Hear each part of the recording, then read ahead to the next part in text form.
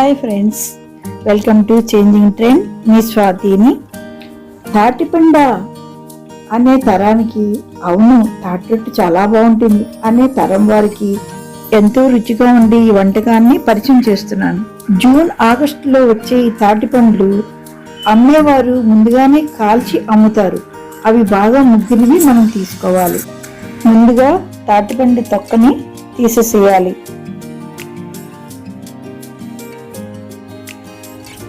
ఈ విధంగా తొక్క తీసిన తర్వాత హెవీ గుజ్జుతో ఈ పండు కనిపిస్తుంది. ఇలా మజ్జికి విరిస్తే 3 టెంకలు వస్తాయి. ఛానల్ని మొదటిసారి ఎవరైనా చూస్తున్నట్లయితే నా ఛానల్ని సబ్స్క్రైబ్ చేసుకోండి, లైక్ చేయండి, ఎవరికైనా షేర్ చేయండి. మనందరిళ్లలో పూరీల్ని ఆయిల్ ఫిల్టర్ చేసే ఫిల్టర్స్ ఉంటాయి. దానితో ఈ తాటిపండు గుజ్జుని తీసుకోవచ్చును.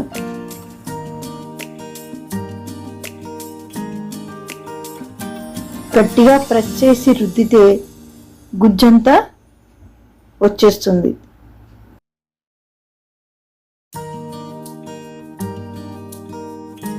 ఇక్కడ మీకు ఒక విషయం చెప్పాలి.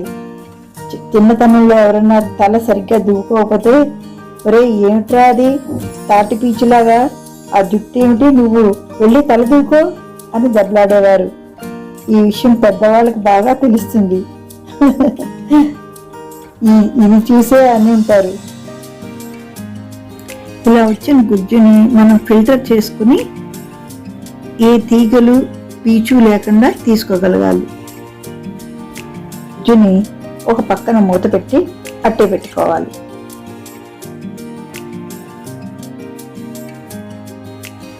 గుజ్జు తీసిన తాటి పండ్లతో ఇంకా మనకు అవసరం పడదు.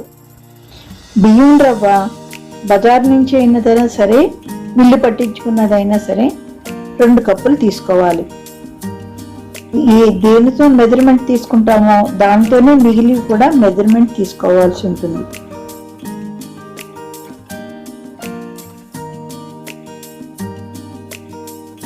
ఇక్కడ నీళ్లు చిలకరించి బియ్యం తడపాలి.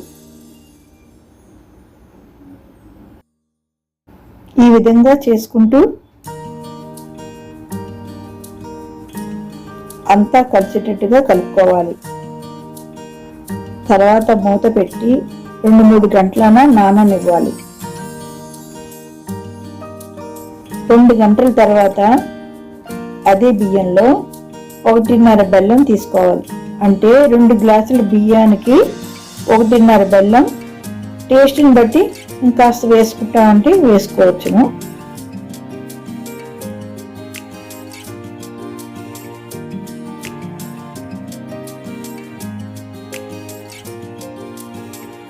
ఇప్పుడు ఈ మిశ్రమాన్ని బాగా కలుపుకోవాలి. కలిసిన మిశ్రమంలో మన తాటి గుజ్జును 3 కప్పులు వేసుకోవాలి. అంటే 2 గ్లాసుల బియ్యం రవ్వకు గ్లాసున్నర బెల్లం తీసుకుంటే 3 గ్లాసుల తాటి గుజ్జు కలుపుకోవాలి. ఈ విధంగా ఈ 3 మిశ్రమాన్ని ఒక బౌల్లో బాగా కలిసేటట్టుగా కలుపుకోవాలి.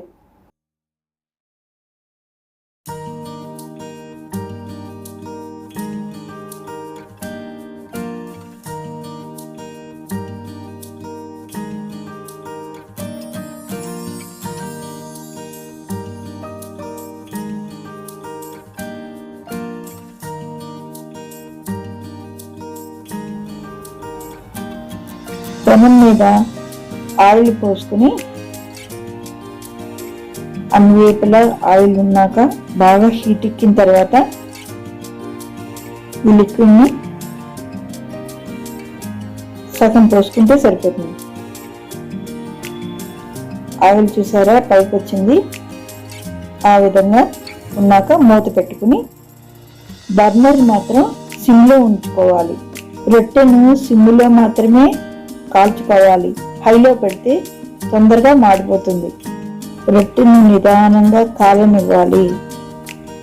తర్వాత అప్పుడప్పుడు చూసుకుంటూ నెమ్మదిగా ప్లేట్లోకి తీసుకోవాలి. ఈ తాటి రొట్టె తినడానికి చాలా రుచిగాను, కమ్మగాను, సువాసనగాను ఉంటుంది. మీరు ట్రై చేయండి.